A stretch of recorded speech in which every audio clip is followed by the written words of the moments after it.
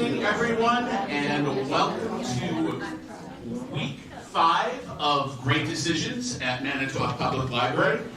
Thank you all very much for braving the elements to make it here this evening. Hopefully those who weren't brave enough will be watching online.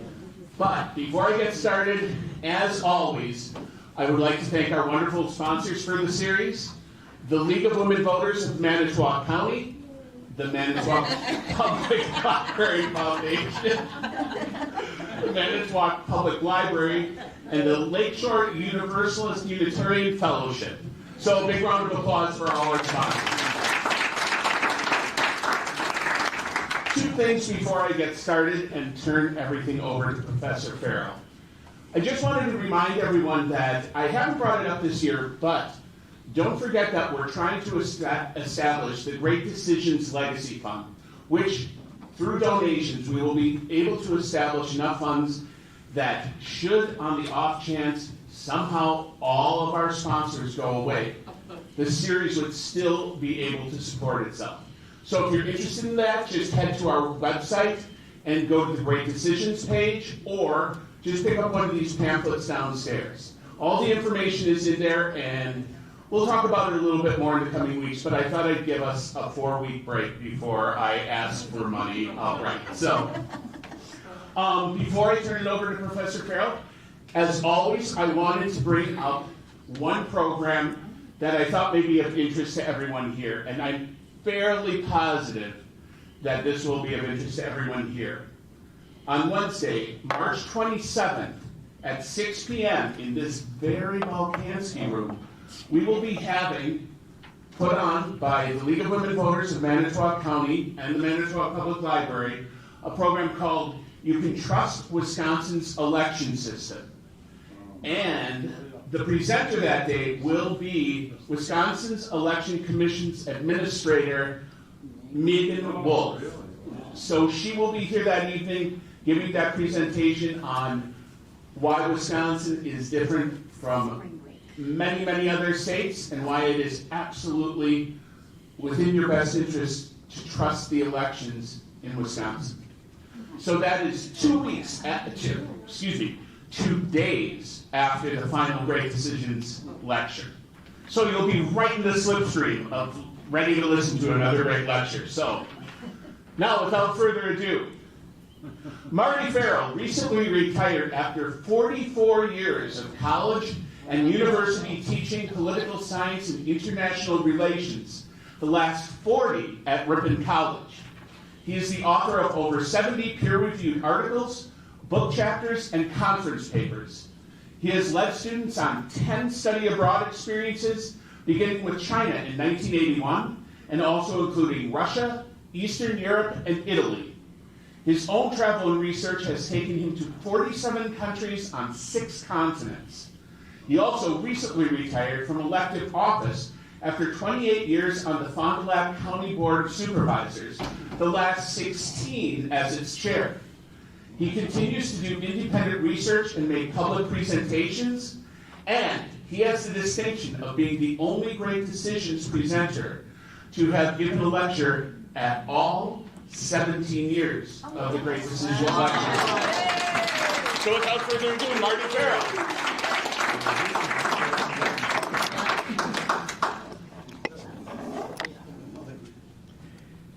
Make sure the mic is on here. Testing, 1, 2. Yep. Great. Thank you very much, Tim, and thanks to the sponsors, as well as to you and your staff here at this magnificent public library. And I do consider it a great honor that you've invited me each and every time that you've had this series. And I'm just pleased to be here once again. Last year, I was scheduled to be here, talk about Latin American developments. But if you may remember, that was the day after a major snowfall, which we used to have in this area. And part of the roof of the library collapsed. So they had to close the library. So I did present via Zoom from my home, and Tim coordinated from his home. So we still were able to keep the string going, but not in person. All right, tonight's topic, NATO's future, keystone of security or tombstone of peace. This is a topic that obviously is very important in our international relations, but I want to leave plenty of time for you folks to give your opinions, your thoughts on it, because ultimately a lot of NATO's future, not all of it, but will be decided by U.S. citizens and voters and taxpayers. So I want to give you plenty of time. So I guess I could pose the question, what is the future of NATO? And my answer is, it depends. Are there any questions? No, just kidding. I have to do more than that to earn my keep here. Now,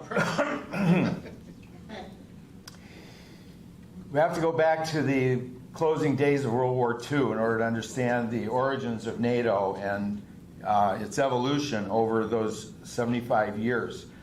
Now, as you know, originally, Hitler's Germany and the Soviet Union under Stalin actually were allied at the beginning of the war. They had the famous Molotov-von Ribbentrop Pact. But Hitler decided to go back on that in 1941 and did attack the Soviet Union. And there was a tremendous amount of fighting on the Eastern Front, and the Soviet Union did carry the brunt of this fighting.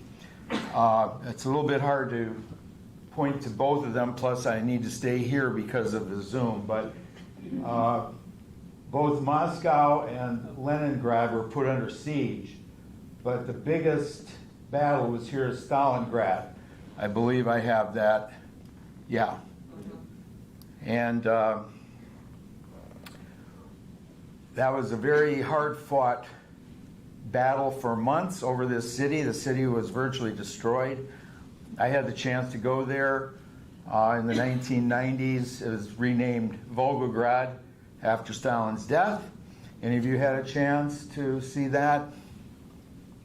They rebuilt it as a beautiful city, but it was virtually completely destroyed by months of very vicious fighting. But the Red Army finally was able to hold on and defeat the German forces there. The German forces were trying to conquer Stalingrad so they could get down into the Caucasus region and get the oil that's there in the Baku oil fields. But the Red Army was able to stop them, and then subsequently had another big battle at Kursk here in Ukraine today. This is really testing my prescription. Maybe I could use the, I could use the cursor. We'll try that perhaps. So, can you see that? Yeah. Kursk, okay. The green lines here then show how the Red Army was able to advance. After that, in early 1943, and then kept going westward into Ukraine, Poland, and then on into Central Europe and Germany itself. The red line indicates where the Red Army troops were in 1944. So, in other words, the Soviet Red Army is making big advances. In fact, so here's the situation on VE Day, Victory in Europe Day, and you see all the little red flags are Soviet battalions and other units. And there's only a few other, the green units, the olive green ones are U.S. units, and there's a smattering of a few others, but what you can see here is the overwhelming domination of the Red Army on the Eastern Front, moving right into all of these countries. And so that made it very difficult to dislodge Soviet control of those areas. Now I realize there were people like General Patton who didn't want to tolerate that and thought we should attack the Soviet forces. And it's something to think about. I mean, it's a long time ago. But again, these were the odds. Yeah. You know, this is what you were looking at. You have already been exhausted by almost a decade of depression, followed by, again, the war began in 1939. We didn't enter until December of 1941. But still, you know, 3 or 4 years of very extremely serious fighting. Did you want to initiate another world war to keep the communist Soviet Union out of Eastern Europe? It was actually debated not just by Patton, but over the next number of years. There were people who advocated what was called rollback. And that was the idea that we should take our forces, combined with whomever we could team up with at that time, and force the Soviet forces out of Eastern and Central Europe. That was called rollback. That was not adopted by either the Truman or the Eisenhower administrations. And again, keep in mind, at this time, VE Day, we still had a huge war going on in the Pacific. Japan had not surrendered, and we thought it's quite possible we're going to have to invade the home islands.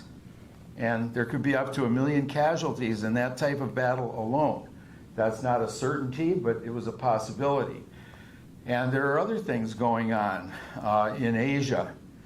You know, Mao Zedong's Red Army in China was gaining strength. And we'll see, that became a concern. So there were a lot of reasons that Patton was not listened to and rollback wasn't adopted. But here, this is very important, so I'm going to spend a little time on this one. Again, now I can't find there's my cursor. Again, it's a little bit complicated, but the dark red is the Soviet Union in 1938, before the beginning of the war.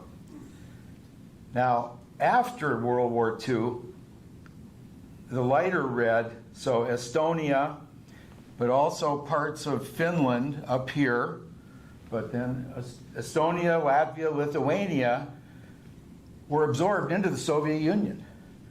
These are the Baltic states. They were called captive nations because they had been independent countries before the war, but they now became part of the Soviet Union. And as you can see, Belarus absorbed part of Eastern Poland, and Ukraine got also part of Eastern Poland, and a little bit of Romania, and a little bit of what was then Czechoslovakia. So these are the border changes that were made. On the other hand, Poland, if you look here, got part of what was previously Prussia, part of Germany. This is called East Prussia, and these are also eastern lands of Prussia and Germany. But those were then handed over to Poland. Those are the main changes. But I also want to point out something up here. You see that little piece right there called RSFSR? That's part of Russia, and it still is today. This is called Kaliningrad. Under Germany, it was called Königsberg. That was the main city. It was the home of Immanuel Kant. I understand that one of the great philosophers of all time never left his home area here of East Prussia in Königsberg. Now, this is very important right up till today, because even though after the collapse of the Soviet Union, Estonia, Latvia, Lithuania, as well as Belarus, Ukraine, Poland, got their independence back. So those all became independent countries, once again. But Kaliningrad did not. So Russia still controls this area right here today. And it's been armed to the teeth. I've never been there, but I'm told there's everything there. Every kind of weapon, airplane, missile, submarine base, everything. Now, I'm going to put something out there a little bit provocative to you right now. But I certainly had the thought when Vladimir Putin was threatening to invade Ukraine. You know, over 2 years ago, he was massing troops around Ukraine, the border with Ukraine. And, you know, there was a question, will he actually do this? Will he actually invade? And, you know, we weren't sure. But we thought he might well, and of course he did.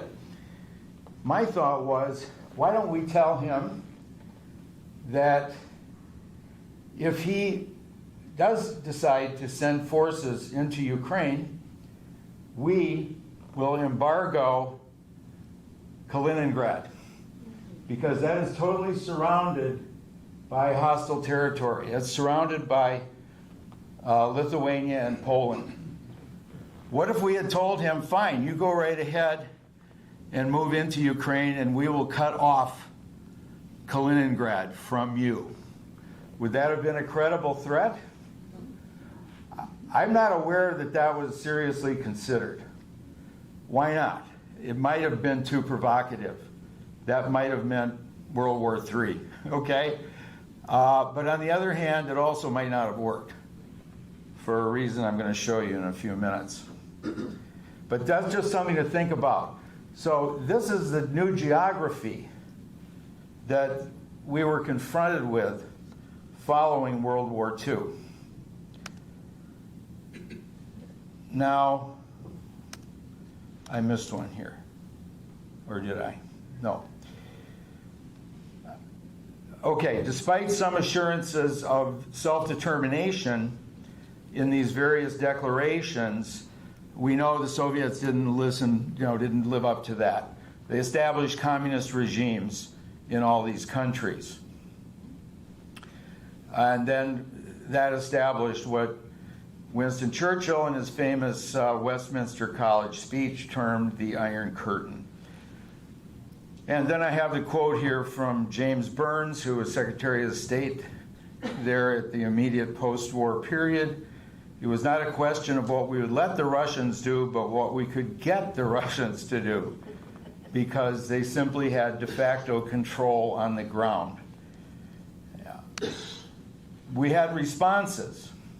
The first response was the containment policy and the Truman Doctrine. And these were basically that communism would not be allowed to expand any further in Europe, and that we would come to the aid of any independent nation that was threatened with a communist takeover. And at that time, those were mainly Turkey and Greece.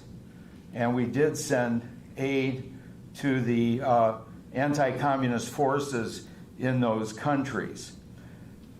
The containment doctrine was a middle ground between rollback, which I mentioned earlier, the idea that we can somehow push the Soviet Union out of Eastern Europe and Central Europe, but also détente.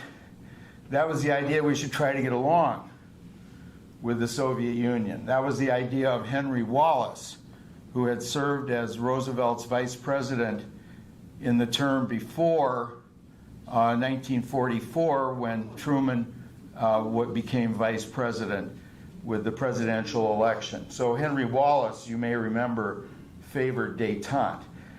We also put forward the Marshall Plan.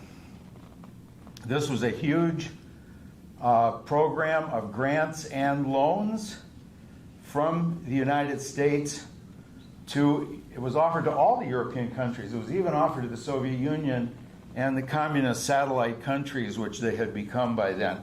They refused to participate. One reason was, in order to participate, you had to supply economic data about your country and your economy. They didn't want to do that, or at least that was their excuse. But this was a huge program, and I'm going to argue is one of the most successful in American foreign policy history. It was $13.3 billion at the time, which would be $173 billion in today's dollars. I believe up till now we have extended Ukraine about $70 billion. This is over twice that. It's to more than one country. And some of it was loans. And the loans were repaid with interest. But why did we do that? And believe me, that was a huge commitment. And that was not an easy sell to the American taxpayer or the U.S. Congress. Why would we do that? Well, again, some people don't understand how the world really works in most cases. Some people have a zero-sum mentality. That is, if I'm gaining something, it must be at your expense. Or if you're gaining something, it must be at my expense. If you have 6 friends and you get together for an evening of poker, let's say, and you each bring $100 into the game, we'll say it's a total of $600, and you don't put any more money in there or bet your house on a hand or anything like that, okay, there's going to be $600 coming in, and there'll be $600 going out. It'll just be distributed differently, and so in that case, what you lose, I maybe did win. And, you know, there are other examples of that. When the Spaniards came to Peru, and they kidnapped the emperor and put him in a room, and told his followers, fill this room with gold or we'll kill him. And they filled the room with gold, and the Spaniards took the gold home. That was zero sum. The Spaniards got all the gold. And then they turned around and killed the emperor anyway. All right. But most things aren't like that. So the Marshall Plan idea was Europe is in ruins. And that's not just the factories and the cities, it's even the farmlands. They can't feed themselves. The farmlands are filled with mines. They've been blown to smithereens. The draft animals have been killed. They're in abject poverty. If you looked at movies of that era, you'll see it. There's a famous one, Vittorio De Sica, called The Bicycle Thief. Probably have it in this library. Take a look at it. This is made in 1946. The Italian people were so poor, they were scrounging to survive. They were pawning their bed linens and their pots and pans. Anything they had of any value, they were pawning it or selling it just to get enough money to try to survive and have some food. That is bad in and of itself, but it's also bad because the Communist Party is recruiting on that basis. The Communist Party is saying, support us, join our forces, and we'll guarantee you a job. We'll guarantee you a place to live. We'll guarantee you bread. These are the promises being made. And the Communist Party is getting the support of 25 to 30% of the people in Western Europe, even after they've seen what happened in Eastern Europe. So, fertile ground for the growth of what was now our enemy. But not just that, if the Europeans have no money, what can they buy from us? Nothing. And we have a lot to sell because our factories weren't destroyed. Our fields weren't destroyed. We controlled over half of world GDP at that time. We had built up a huge manufacturing base. And what's going to happen to our economy if we don't have any customers for all these goods we can make? We'll fall back into depression because of a lack of demand. So this is called pump priming. You put a little demand into the European economy, you let them start to rebuild their factories, fix up their farm fields, and meanwhile, buy stuff from us. And, you know, at first we'll give them stuff. But also, you know, we want them to get back on their feet so that they can become our customers. So that way, you see, it took some of our money from our taxpayers, but it helped them rebuild their societies and their economies. They were able to rebound. They were able to reject communist appeals.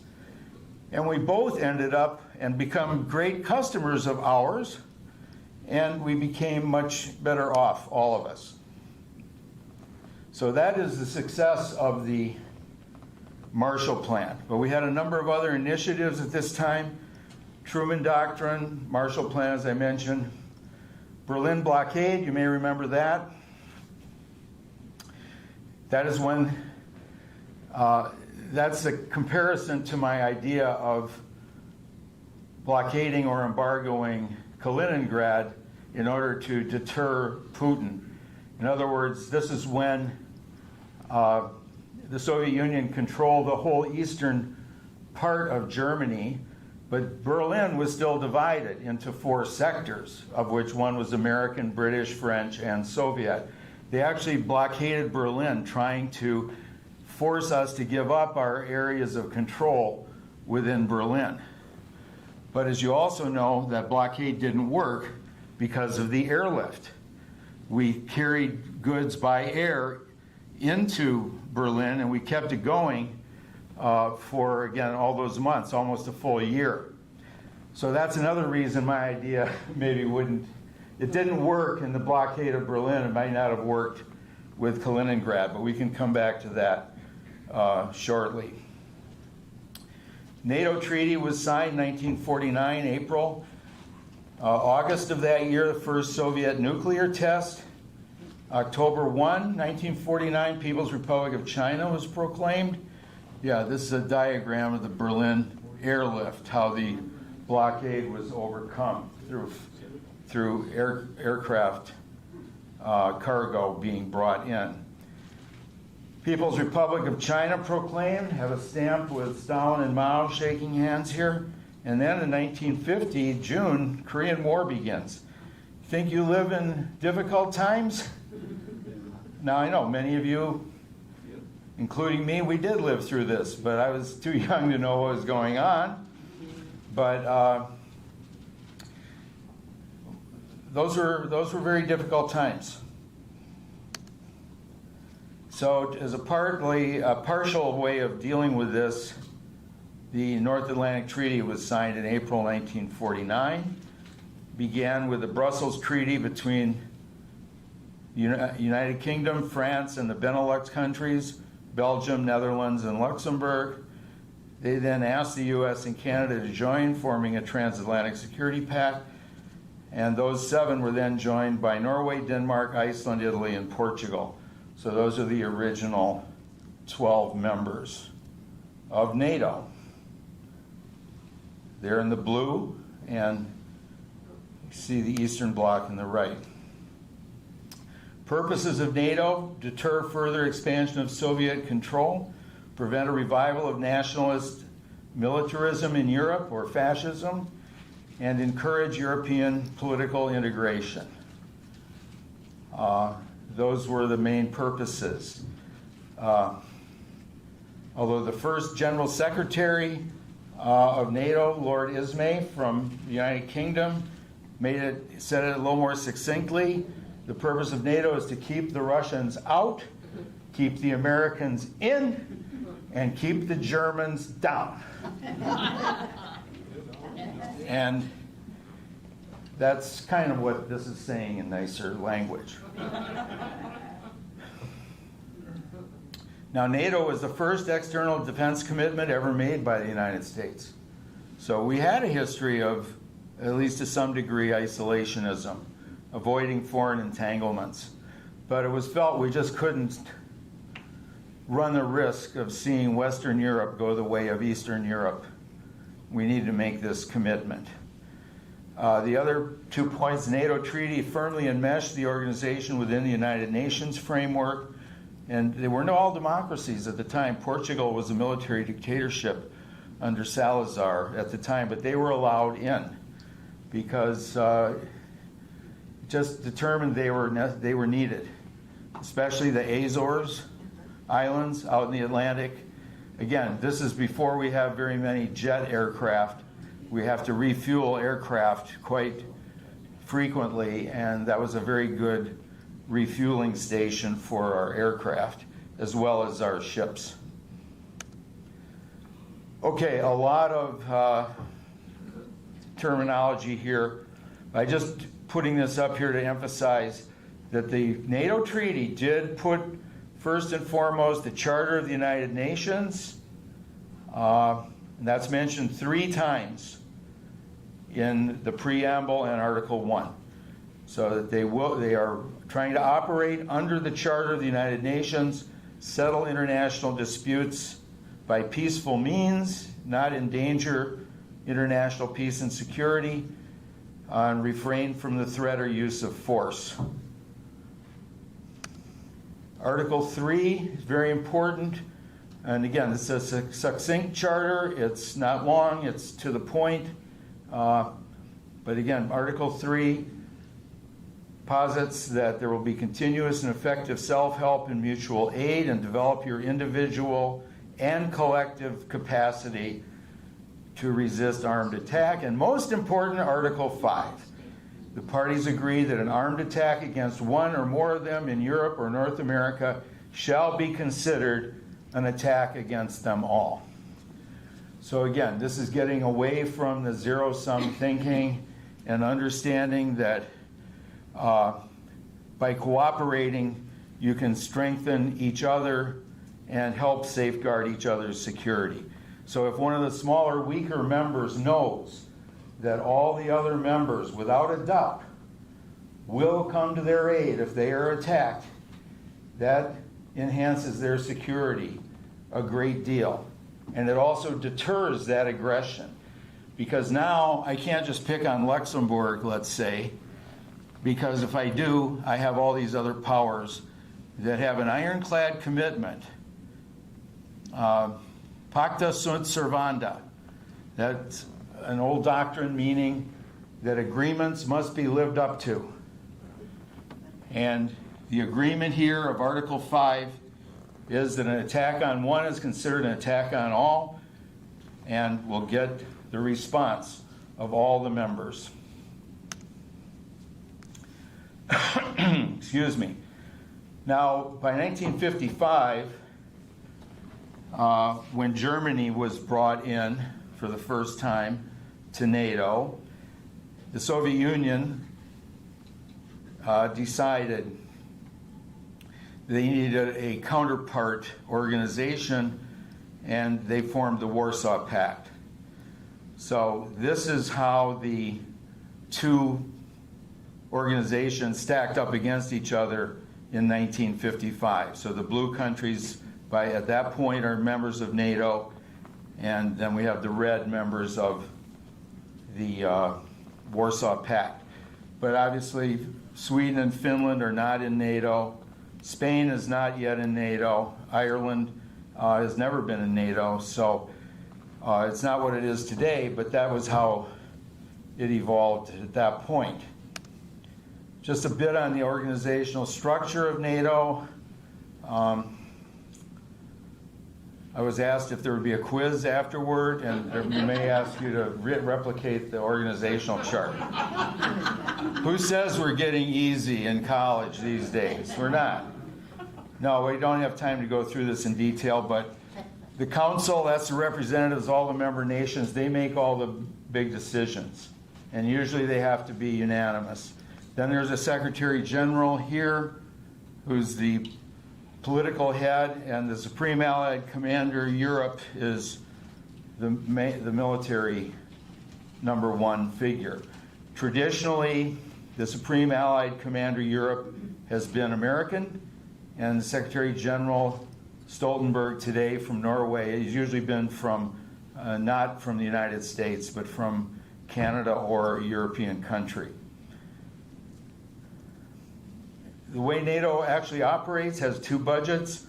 One is the common charges, so these are dues that are imposed on the members. Covers the Brussels headquarters, which has about 2,000 day-to-day staff. They have a handful of AWACS aircraft, a handful of drones. The total annual cost for this is $2.7 billion, at least for this current year. And it's divided among members proportional to their GDP. Nobody is in arrears on this. They are all paid up, and they all have been paid up. So nobody is delinquent on the payments. There's some confusion about this, but they're not in arrears or delinquent in their payment for the common charges. These are completely covered every year by the member nations. Now, in terms of missions, though, mission deployment, each member decides its own contribution and pays for it. So Afghanistan was a NATO operation, but it was we, the United States, who decided that we would put 68,000 troops there in that particular year at a cost of $3.6 billion a month, or $43 billion per year at that rate. It varied up and down, but there were NATO forces in Afghanistan, but again, it was up to each country to decide how many they would send and how much it would cost them.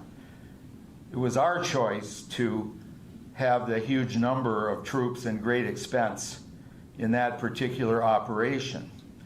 Now, the thing there's also confusion about is that in 2006, the members committed to spend at least 2% of their GDP on defense. Now, that's for their own defense forces. So the idea here is if you're going to contribute to the collective defense, you know, you can't have 5 soldiers and a toy boat. You've got to have a credible military. And we feel, and they agreed, that a credible military would require about 2% expenditure of your gross domestic product. Now, this is where somebody may be complaining that some of them have not lived up to this, and that would be absolutely true. So again, this is kind of busy, but basically the green line is the 2% line of GDP. And if you look, the light blue color is 2014, the dark blue bar is 2022. So what you can see is that right now in 2022, the country member of NATO spending the most of its GDP on defense is Greece. The United States is second, 3.47, and then we drop down to 2.42 for Poland, Lithuania, Estonia, UK, etc. So at this time, all the others below the green line weren't at the 2% level. Now, Luxembourg, you know, again, so tiny, I don't know if, you know, that's a reasonable expectation, although it's a very rich country. But I don't know how much room they have for soldiers. But Spain, on the other hand, has plenty of room. Spain is way down the list. So this of course, could be a legitimate complaint if this is what you are actually complaining about. But the way to phrase it is to say that several of the members have not lived up to their 2006 commitment to spend 2% or more of their GDP on their military. They don't owe us that money. They are just not allocating it correctly within their own budgets. But this is changing, believe me. And if Vladimir Putin, you know, doesn't accomplish anything else, he's put a burr in the saddle of these nations to increase their defense spending, and they're doing it. Now, this is the actual amount of money, and this is something as Americans we need to, you know, be aware of and think about. But we are providing the majority of the defense expenditure for the entire organization. So if the entire organization is spending $1.1 trillion last year, we're contributing $743 billion of that. I mean, again, that's what we're spending on defense. And the rest combined, $356 billion. Now, you might say, we can't afford to spend any more. Or maybe we're spending so much on defense, over $700 billion, maybe that's why our taxes are so high. But actually, our taxes are lower than almost all the other countries. Now, this is the whole OECD, not just NATO, but these are the 33 most highly developed countries in the world. And you can see we're near the bottom. The only member of NATO collecting a smaller percentage of GDP overall than the US is Turkey. And there's a few other countries in the OECD. But see, a country like Denmark, okay, let's go back.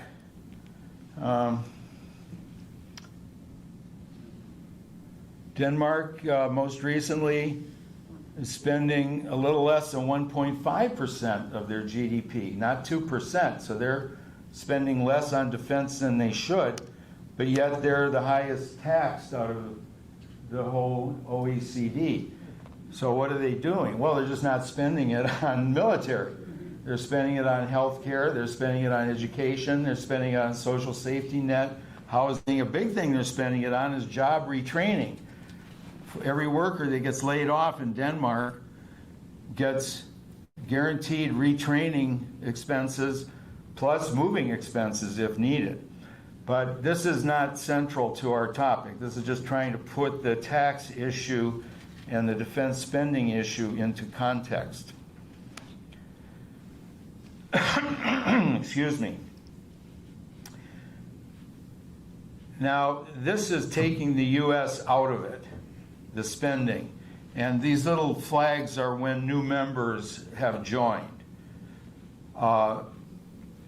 And what we see, though, what's important is that the non-U.S. members of NATO's spending on defense has gone up quickly since 2014. And it's going up even more sharply right now. So they are getting the message. And most of them will be in that 2% compliance within the next couple of years if present trends continue. Okay, NATO expansion went from 12 original members to 31 today. So the colors, again, indicate when they joined. But just to hit some of the highlights,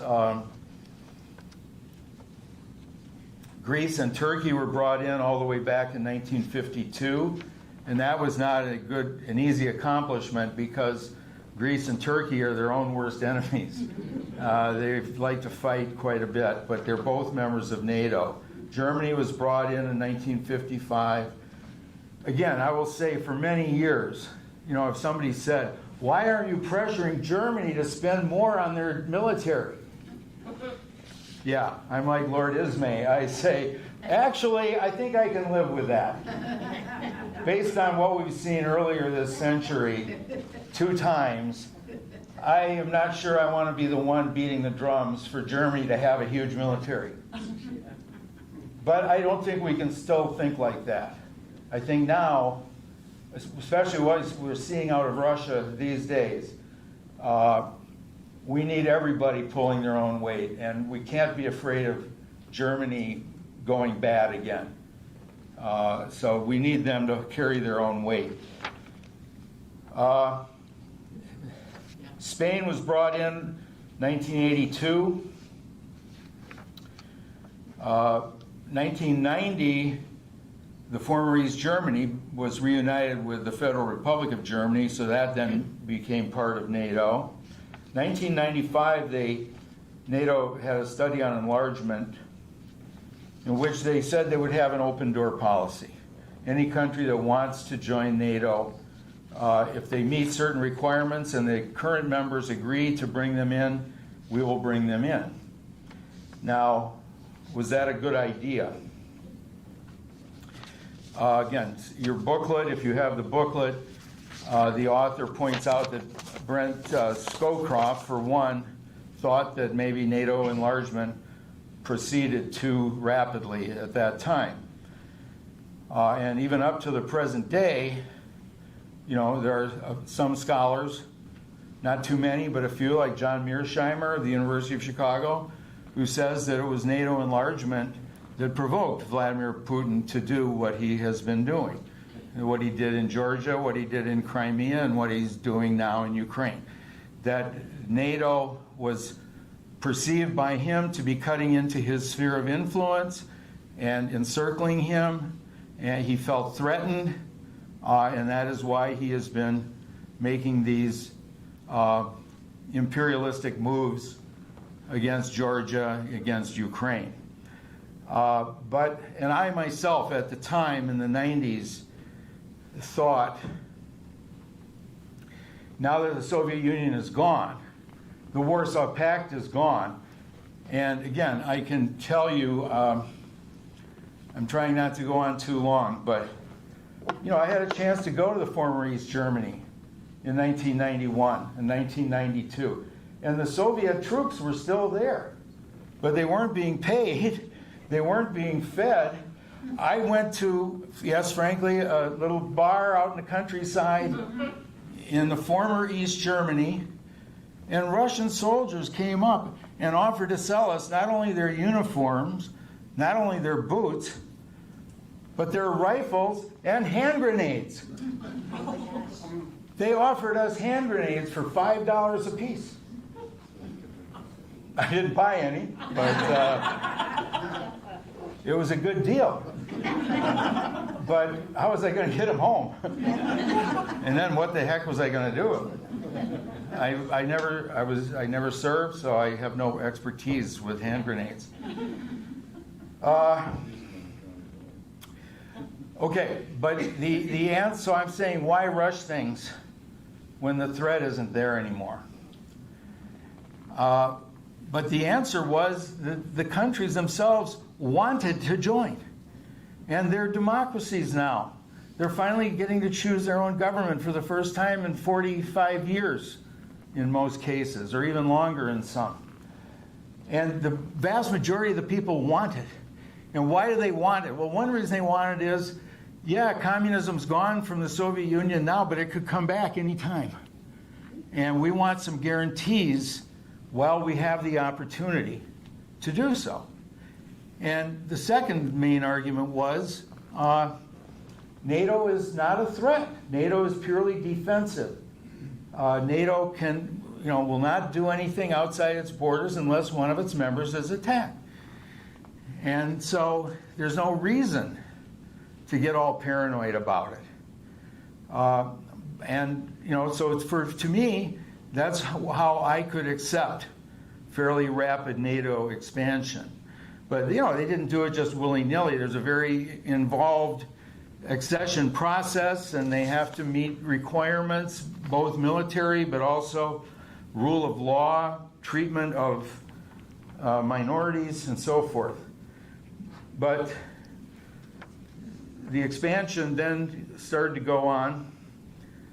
In 2004, Bulgaria, Estonia, Latvia, Lithuania, Romania, Slovakia, and Slovenia joined. So that's a big number of former Warsaw Pact nations now in NATO. Ukraine, President Leonid Kuchma in 2002, he's a former Soviet leader that was still in power, actually announced Ukraine's goal of eventual NATO membership.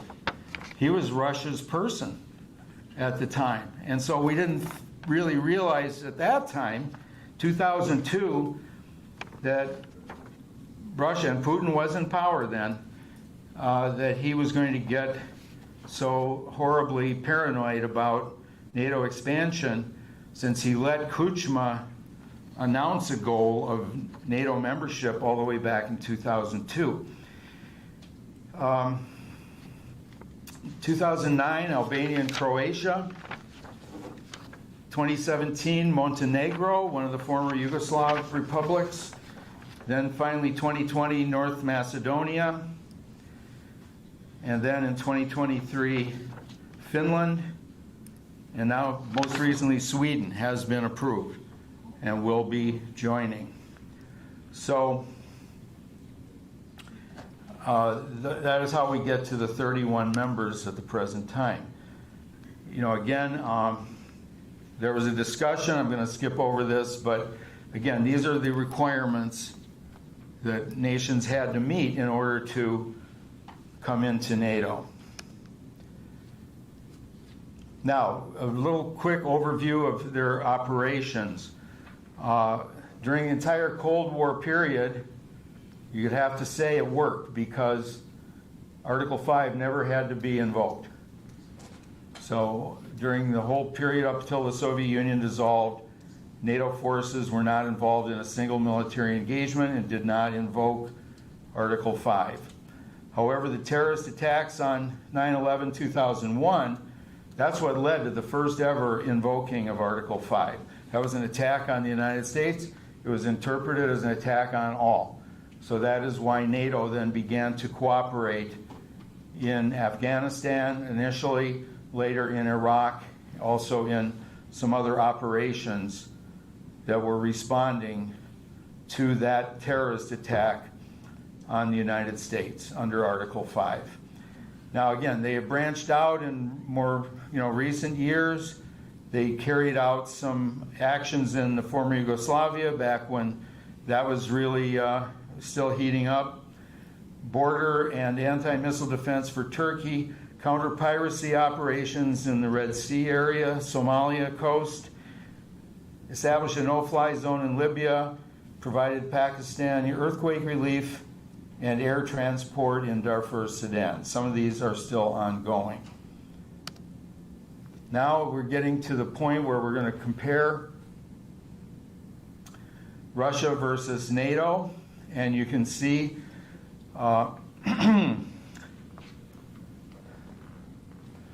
this map now has all the NATO members in the dark blue, except Sweden, which you now should add. So if you add Sweden here, you can see that's a pretty formidable line of defense lined up against Russia. Now, if Russia hadn't invaded Ukraine, Finland and Sweden, for instance, might well not have joined. So they did it to themselves. They helped revitalize NATO. But again, see this little part? This is that Kaliningrad that I mentioned. Austria and Switzerland have remained neutral. Serbia is not that interested. They're very pro-Russian. Bosnia and Herzegovina, there's too much turmoil. They don't have a proper, stable government yet. But all the other former Yugoslav republics have joined. Now, if we look at the personnel, we see that NATO has many more men under uniform, or men, I am so sorry. People. Personnel.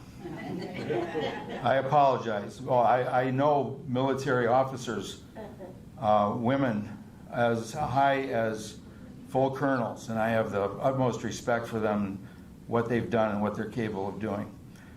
Tanks are about even, although it's said that Russia has lost about 6,000 tanks.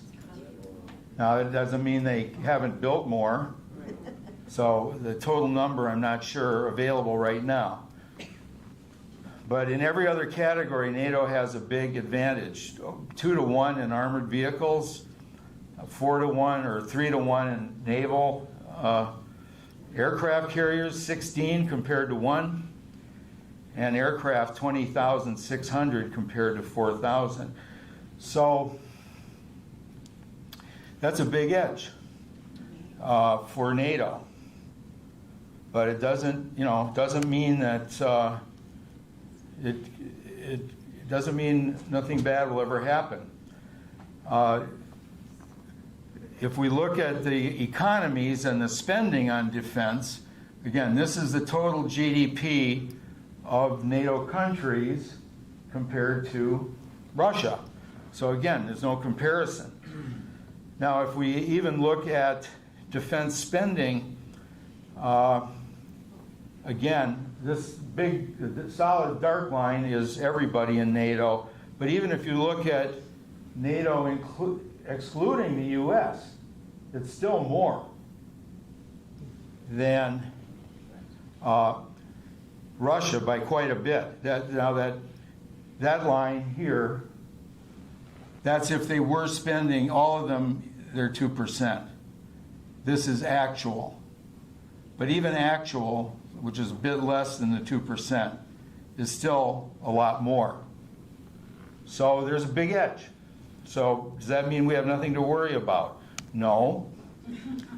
First of all, there's that nuclear issue.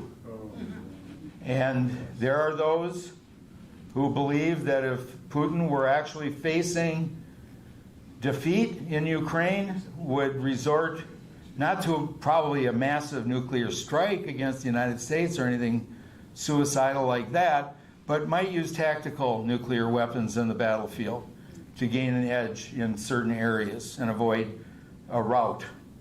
That doesn't appear to be imminent right now. But believe me, this is being studied very carefully at NATO headquarters and elsewhere all the time. Russia does have more nuclear weapons, a few more than the United States, but other NATO nations such as France, UK, also have some. But that's something that needs to be considered, because if you have no, morals and you're a high-level risk taker, it's something, if you're desperate, you might think would give you an edge. Now I'm just showing you, we don't have time to go over this in detail, and we're getting close to the end. This is where Russia is right now in Ukraine. These are the battle lines as of last week. So they haven't progressed that far into Ukraine. They thought it would be easy. They thought they would take Kiev in a matter of days. This is what happened back in 2008 when Russia did square off against Georgia. And, that's a complex situation, but they were able to defeat the Georgian government at that time because there were some border disputes in what's called South Ossetia and Abkhazia, where there were large numbers of Russians living and were disputing with the Georgian government. But that military offensive, which more or less obliterated Georgia's armed forces at the time, lasted 13 days. So it's possible he thought a similar thing might happen in Ukraine, but that certainly has not happened. It's in a bit of a stalemate right now. We don't know exactly what's going to happen, but these are the losses. Again, this is as of January 6th of this year. Russia has lost a lot of people, and they've also lost a lot of equipment and material. Now, again, we all know they have some friends like North Korea and Iran that are helping resupply them. But at the same time, this has been a very costly thing. And it weakens Russia because it's, these things aren't free and their economy isn't that strong. And, if I wish sanctions worked even better, but in general, they are under heavy sanctions. It's not that easy for them to replenish themselves. I've been in Russia several times, as recently as 2019. How about anybody else? Been to Russia? Anybody? Okay. I wasn't put on their payroll, so don't worry. The central cities are very nice, and that's why some of the commentators that go over there, here's a nice supermarket with nice food. Yeah, the central cities are nice, but these are the rich people. Yeah, these are the people with the luxury vehicles and $1 million apartments. But you get out into the smaller communities and the suburbs, it's actually kind of grim. It's much better than it was in 1995, which was the first time I went to Russia. So they have progressed. There's no question about that. But it was largely on selling oil. And it's not, their economy is not that booming. So making up these losses isn't that simple. Now here's one almost at the end. This is an area to really watch out for, called the Suwalki Gap. And that's that space between between Belarus and Kaliningrad. You see that? It's only about 60 miles. And so one idea is if Russia really wants to go even further than Ukraine. Somehow they get what they want out of Ukraine. Now, who would be the next likely target to be? Probably the Baltic states, Estonia, Latvia, Lithuania. And how would they do that? If they could move troops into Belarus, close off this gap, then they have isolated, at least from land, those Baltic states. Now with Finland and Sweden, along with Norway, being in NATO now, that gives the Baltic states greater protection. In other words, makes it easier for NATO forces to respond to something like this. But I'm just telling you, this is what some of the military analysts would say would be the most likely Achilles heel of NATO's defense that Russia would attack. And the last one here is just showing that they recently, again, just in the last year, Russia reorganized their military districts. And so now they have the Moscow and Leningrad districts on their western flank, organized and oriented in that direction. Doesn't mean they're going to do any further attacking, just means they're trying to rationalize their organization. NATO in 2024 is carrying out a major exercise called Steadfast Defender. Have over 80 air platforms, 50 ships, over 1,000 combat vehicles, and 90,000 troops from all 31 member nations, now that Sweden is also a member. Represents all the military branches. And so this is, again, flexing our muscles, getting our ducks in a row, making sure we're ready if Article 5 has to be invoked once again. Here's what somebody looked like an attack they speculated might look like in 2044. I'm not going to go through this, but again, this Suwalki Gap is posited as part of this strategy, so that's something to keep an eye on. But again, how they might get other support, and even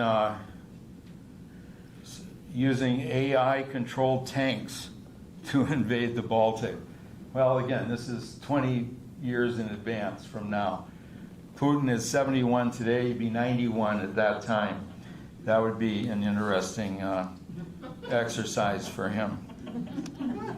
Finally, my conclusions, and then we'll go to your comments and questions. Given the ideological shifts and other uncertainties in U.S. politics, U.S. leadership of NATO can no longer be taken for granted. Again, I'm not here to pick on anybody, but our former president has sown a lot of doubt that if he is brought back into office, whether he would honor Article 5. Again, he made this statement about a hypothetical conversation that he claims he had with some European president, in which European person supposedly asked him, would you, the U.S., actually come to our defense if we were attacked?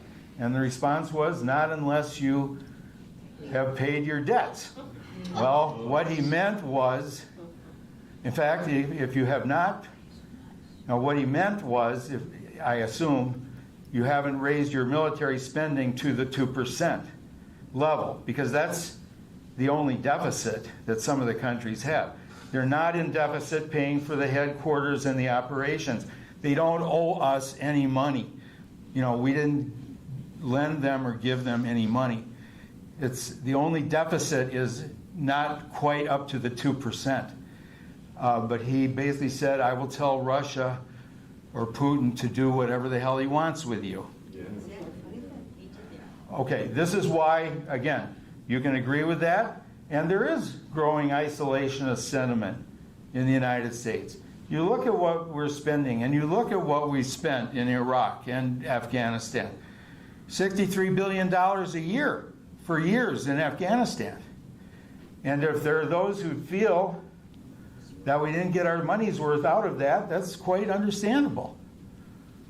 So these are important issues for us to consider. How important is collective security in Europe and the North Atlantic to our own security? We have to answer that and decide if it's worth the contributions that we've been giving to it. But here's the other thing I would say. What is happening, given some of those uncertainties that the other members do recognize and they do understand, they are saying to themselves, we may have to stand on our own 2 feet. We can't automatically take for granted, as we did for decades, that the United States will be the biggest, strongest, and firmest backbone in this alliance. And we can't just sit there and put our fate in the Americans' hands if we are not sure how they're going to react. So they are increasing their spending. They are increasing their commitments. We now have nations. Sweden was neutral in every European war going back to the time of Napoleon. And they have abandoned their neutrality now because of the threat that they see. Finland did not want to join for quite a number of years. They have a powerful, pretty decent military. So Europe is prepared to, at a minimum, shoulder more of the burden than they had to, especially in the early days. But they would rather have it with the United States, but that will be up to the United States. Finally, sanguine or hopeful assumptions about the advance of Western liberal ideology need to be re-examined. So that some of that militaristic nationalism is raising its head in Europe again, as we see in Poland to an extent. But fortunately, the illiberal forces in Poland hate the Russians. So everybody in Poland hates the Russians. So I know that's a crude generalization, but they are very afraid of Russians. And so that's not a problem getting Poland, whatever their domestic issues are, left, right, and center, they are very happy to contribute to NATO and rely on NATO. Hungary less so. And then we have other forces in some of the other countries that would not be committed to NATO's values. So in Europe, as well as in the United States, there are some, political uncertainties regarding this. But overall, I guess in my final lean in terms of a conclusion would be that actually Putin's invasion of Ukraine has done more to strengthen NATO, make it more reliable, make it more resilient than it would have been without it. Because again, finally, going back to when the Soviet Union dissolved, some people were against NATO expansion into the vacuum.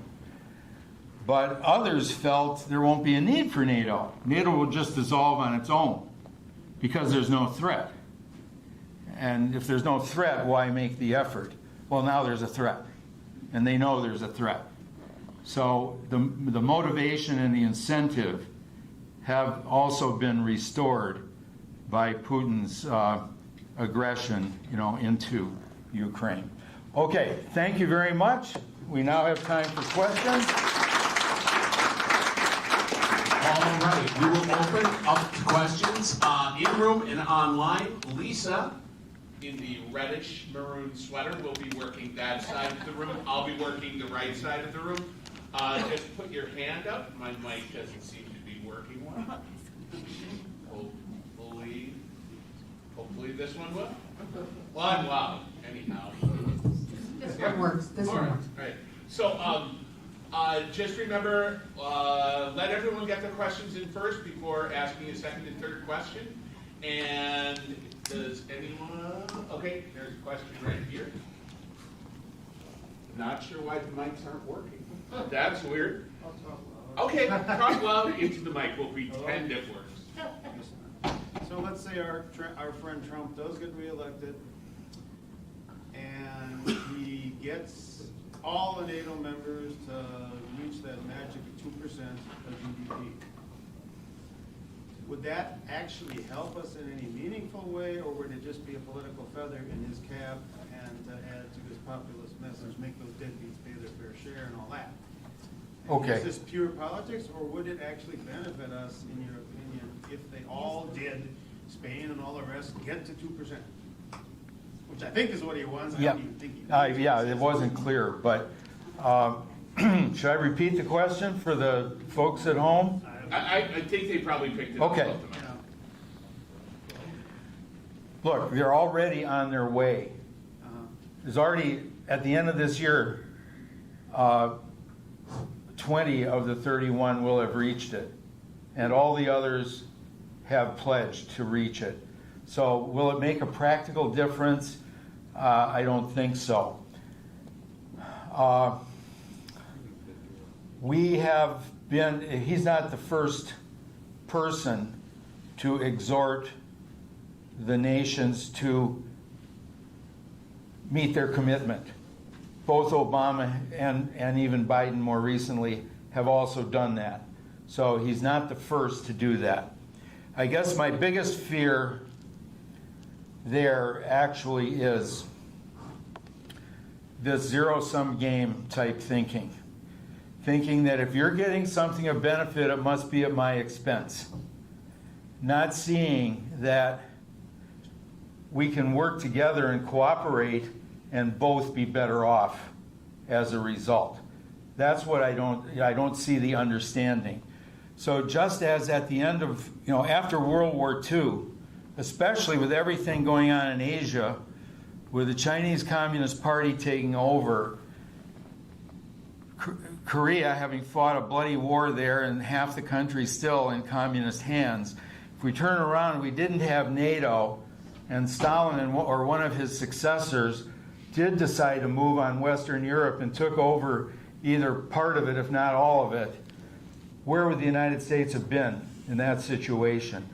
Now we would have had Europe next to America, the biggest economic power in the world, Russia, Soviet Union, China, we would have been up against the wall.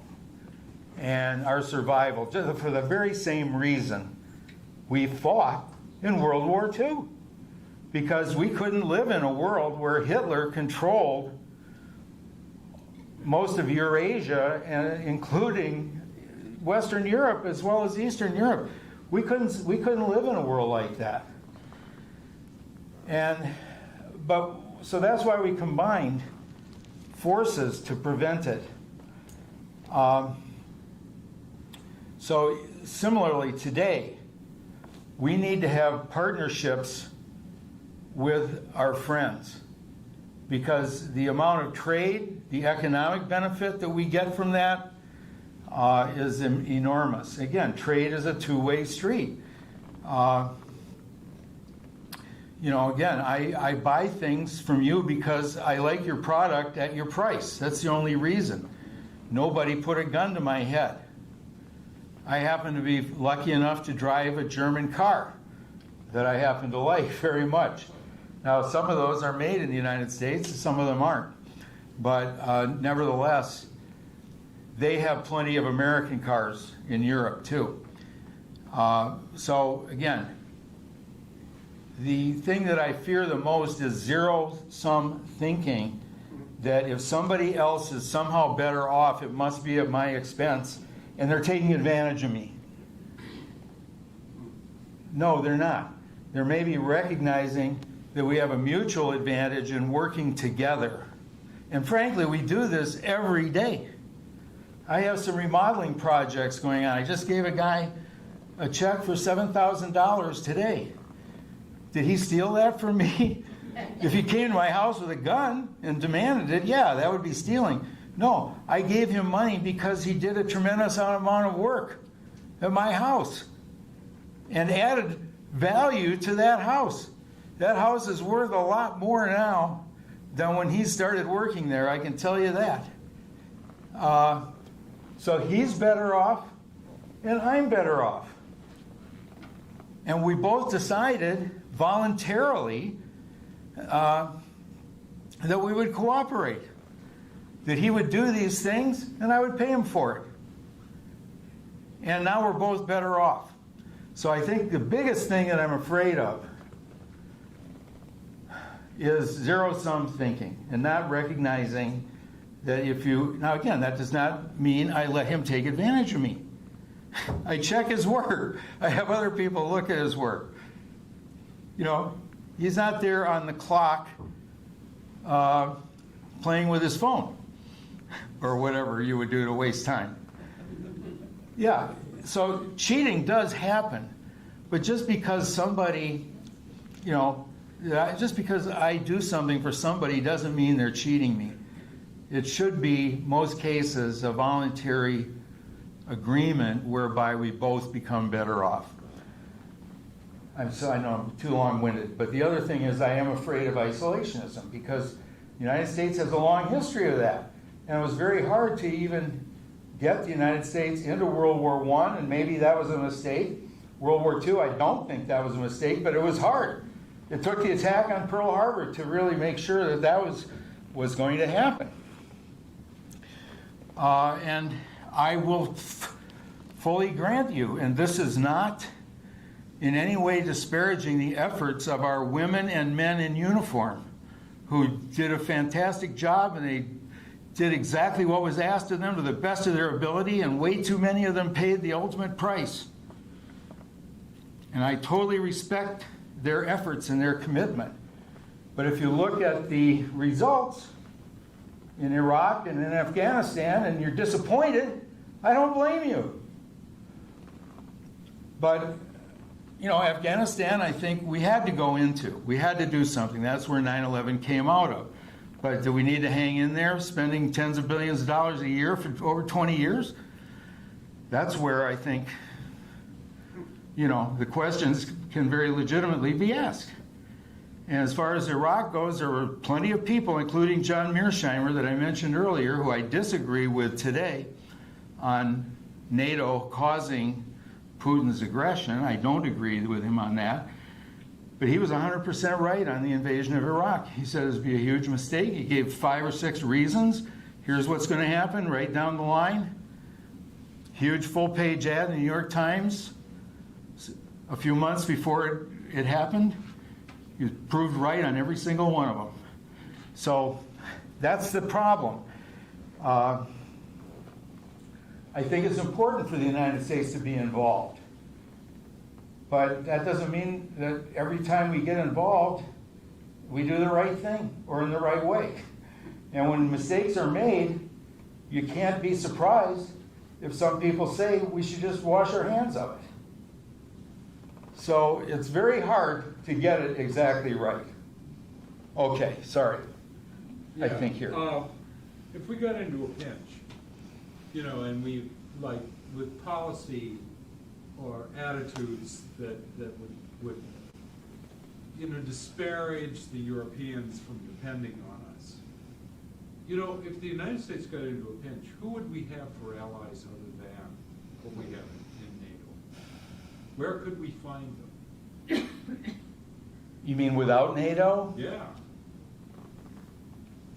Well, we do have other allies, you know, in different parts of the world. Well, I mean, ones with a But they're also not organized. So we may have good relations with Japan or the Philippines, but Japan is way below 2%, although they're planning to increase also. No, that's by far. Now there's a few other alliances. ANZUS, okay, that's U.S., Australia, and New Zealand. That makes it. Well, they would help us if somebody attacked American Samoa. Yeah. Well, they helped in Vietnam. There's no question that NATO is by far our biggest and best security arrangement. So the answer to your question is without that, we don't really have anybody. It would be a bilateral thing. So if, depending where we were getting attacked from, you know, but most of the threats to the United States, again, I'm well aware that the southern border situation leaves a lot to be desired. And I blame both parties for that, frankly, myself. But why? Because it could have been solved years ago. And proposals were made. Bipartisan proposals have been made in the George W. Bush administration, in the Obama administration, but the Congress just refused to pass them because, you know, for some reason, sometimes they don't want it solved. But leaving that aside, that is a legitimate threat, and that should be dealt with in a much more effective way than we have been. But other than that, there aren't too many threats to our homeland. The Mexican government is not hostile. The Canadian government is not hostile. And that's the only two neighbors that we have on land. And then by sea, we have very good defenses. But again, we're very lucky. But that's what, again, can encourage isolationism. We're over here, we're safe. You know, if some of the rest of them can't take care of themselves, that's their problem. It'd be an easy thing to do, and it was done for a couple hundred years. But the world is much more globalized now, global supply chains. We are hurt by what happens over here, or can be. So I agree with you. I think NATO is our most important security arrangement, and I think we need to try to keep it going. That's certainly my opinion. I have a question back here. Yes, sir. As our former president has indicated, the day after he gets back into office, he would end a war in Ukraine and Russia. Do you have an opinion how he would be doing that? No, again, I am not here to attack any individual or anything like that. But that's an example of the wild promise that certain people called demagogues make. They'll solve all the problems with a wave of a magic wand. I do not see how that could be, and well, we need to know details. How are you going to end that? Are you going to say you're going to somehow convince Ukraine to accept Russia's occupying a significant portion of their territory?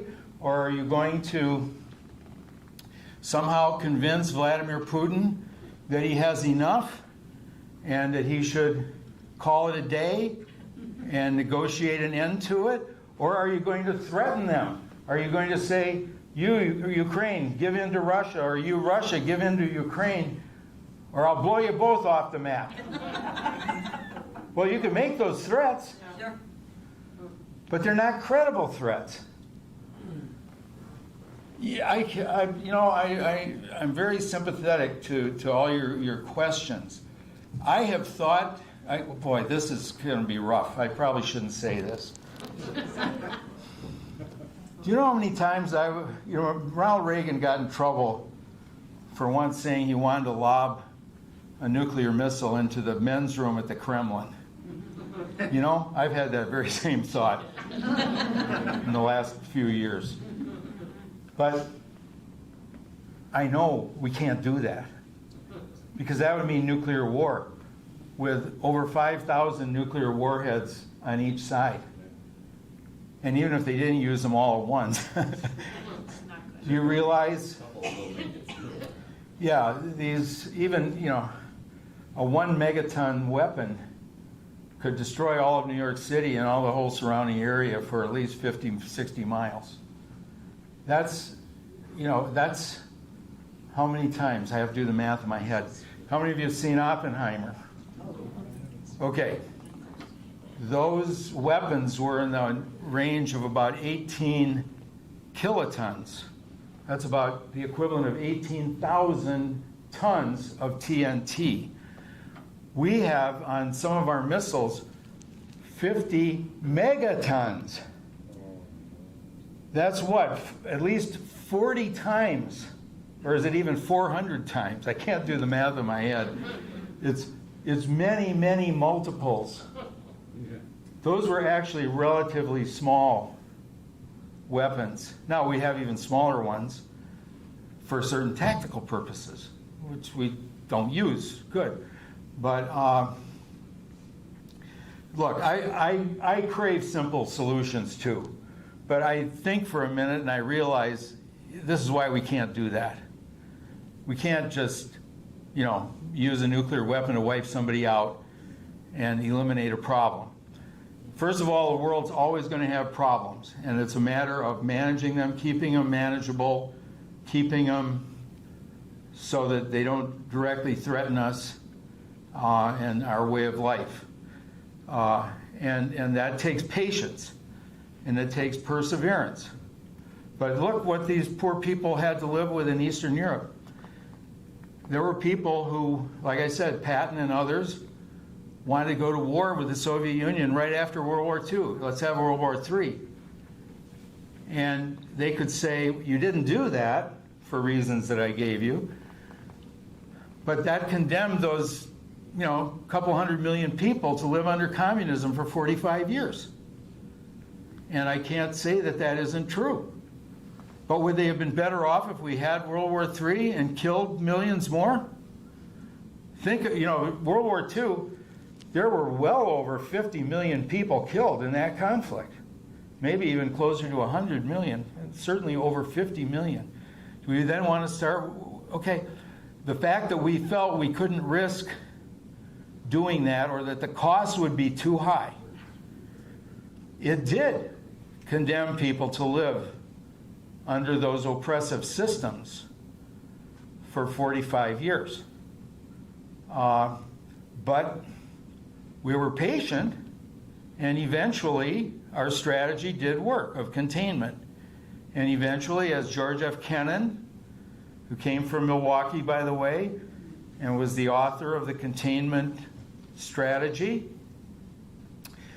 he said, these communist systems have internal weaknesses, and eventually they will crumble.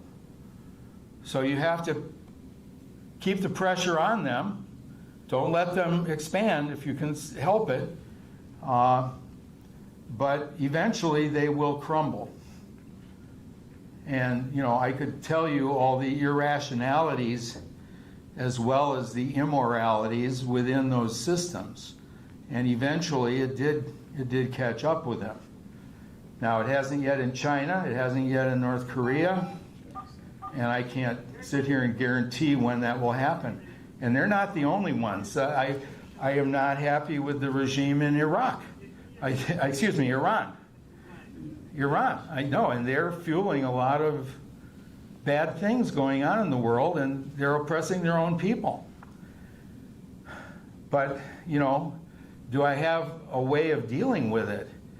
Should we invade? Iran's like twice the size of Iraq. It's twice the population, bigger economy. We couldn't handle Iraq. I don't think, how do you think you could handle Iran? So that's why sometimes you have to be patient,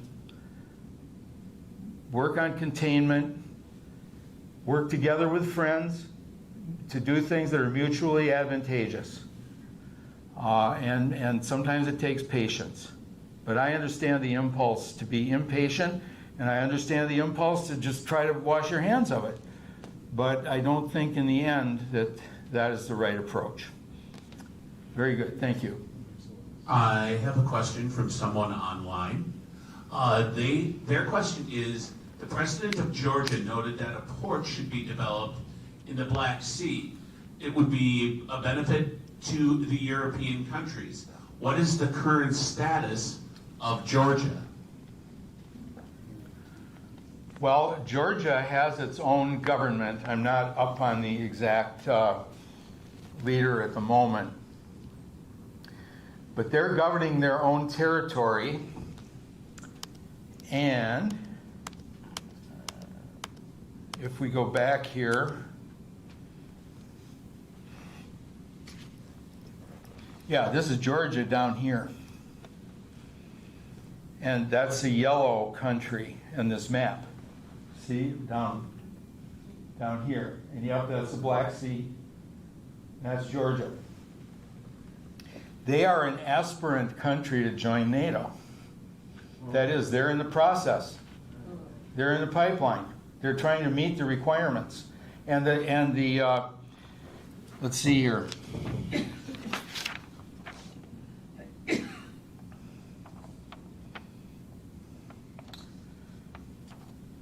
Yeah,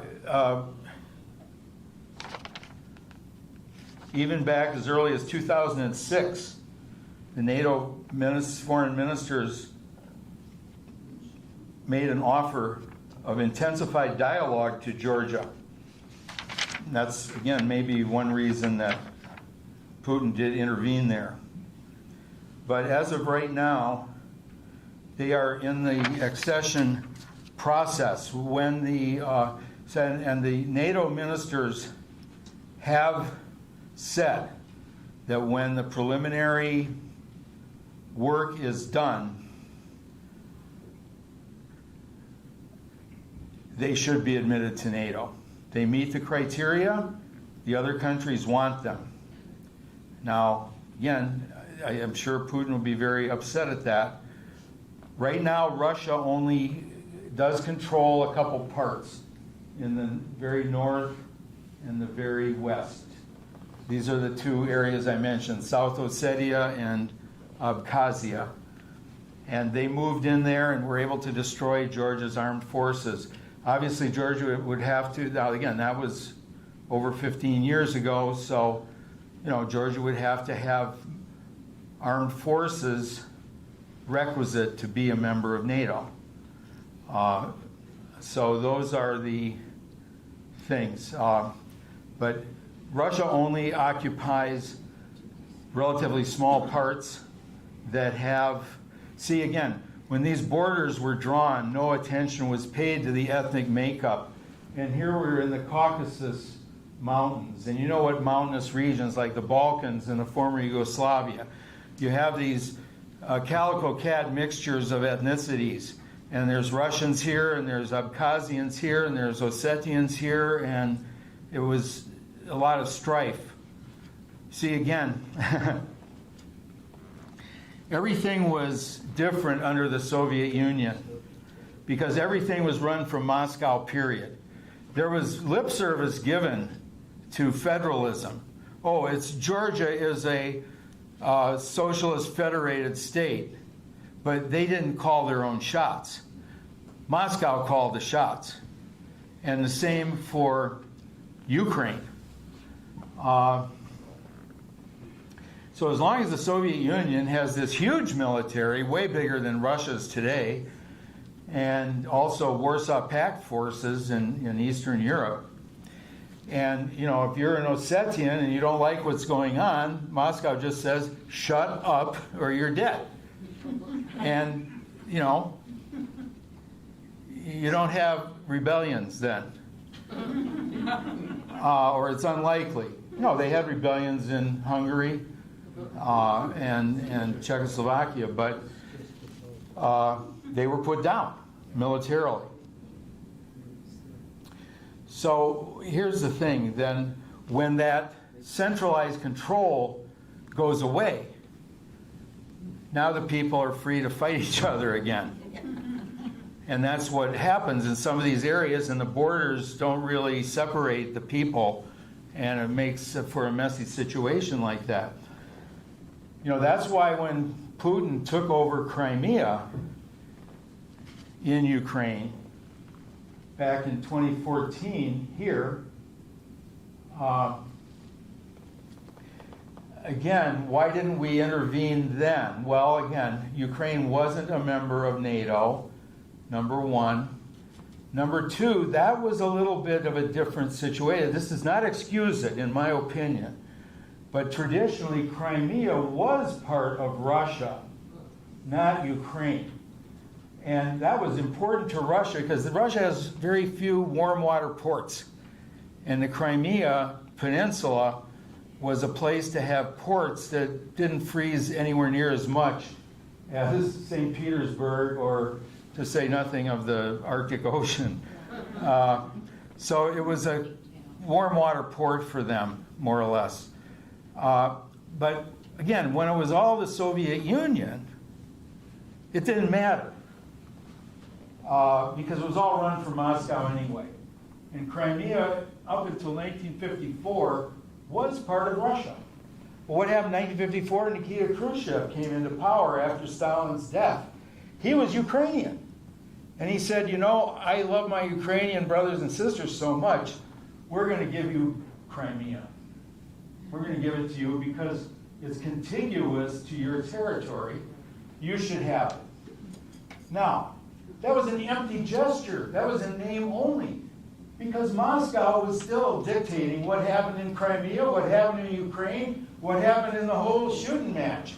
So it was just something on paper to make them feel good. Okay, fast forward to 1991, 1992, Ukraine becomes independent. Now they have Crimea and it's a whole new government. Now it's not a communist government, or it was for a while, but not for very long. So now you see Putin sitting there.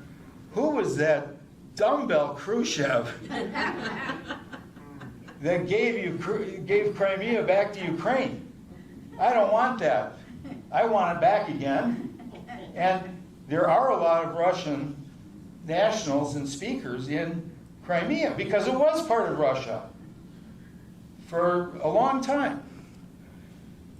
And so he could go in there and then hold a referendum, and a majority of the people vote to say, you know, we want Russia to be here. So that one is a little different. But that's not true of what's going on now. And so he's gotten away with several things that could have been handled probably better in the past. But, you know, there were reasons that, firmer lines weren't drawn. But now, this is something that he's accomplished that I'm sure he didn't want to, and that is he has stiffened the spine of at least most of the Western leaders. And it's actually helped revitalize NATO. I mentioned there's still some problems there. There's still some fragility politically, but this one is different, and there's a strong determination that he's not going to be allowed to get away with it if we can possibly help it. Okay, that's what I have on Georgia. Simple question on a complex topic. So who has a simple question? I'll try to keep it brief. I know it's hard for me. See, I was spoiled. 44 years. I had 16 weeks to browbeat the audience, the students. 16 weeks. Lisa, it is your turn since you have the better microphone. Yes, sir. Since Putin killed the leader of the Wagner group, that has that weakened him, and was he afraid of a government takeover? I think he saw it as a threat. And, you know, when Wagner Group had started to actually move on Moscow, I think that was taken very seriously. And he was able to fend that off. And we don't know what he said to the gentleman or what, but they did call off this march on Moscow, and then of course a few months later he ends up dead in a plane crash. What a weird coincidence. And I don't mean to make light of murder, but that is what we are talking about. Now, I do not know right off I didn't research that for this, but the Wagner Group is not insignificant. And I don't know exactly how or whether that's been reconstituted. but as long as they were loyal to Putin, he was carrying out some useful functions for them. They were better trained fighters than draftees off the streets of Moscow. Much better. They were professional, battle-hardened, mercenary-type soldiers. And I think they were involved in the Little Green Men that are this, remember what it was called, the people who were infiltrating Ukraine before the actual, full-fledged military intervention. They were invasion. The Little Green Men were there doing subversion things and sabotage things and organizing Russians against Ukrainians. So the Wagner Group, you're right, is an important part of his formula. But exactly where that stands right now after that collision between the two leaders, I am not sure. But you're right, that's something to very much keep an eye on. One final one, quickly? We don't have time, Oh. unfortunately. It's not my rule. I'm not the city of Manitowoc. I'm just Tim. So, thank you so much, everyone, for coming. A big round of applause for Professor Farrell. Thank you very much. Sorry about the questions. There were questions online that we didn't get to. I know we could go another hour or more, but next week, everyone, we are going to be hybrid again. Next week is Professor David Fields from the University of Wisconsin-Madison talking about the China-U.S. trade rivalry. Thanks for coming out tonight, everyone. See you next week. Have a good night. Thank you so much. Hey, my pleasure. You were wonderful. Oh, gosh, thanks. Yeah. Appreciate it. It was just nice meeting with you again. Well, great to Like see your you. presentation, Great to see you, and I do appreciate your notes. Yeah. Okay.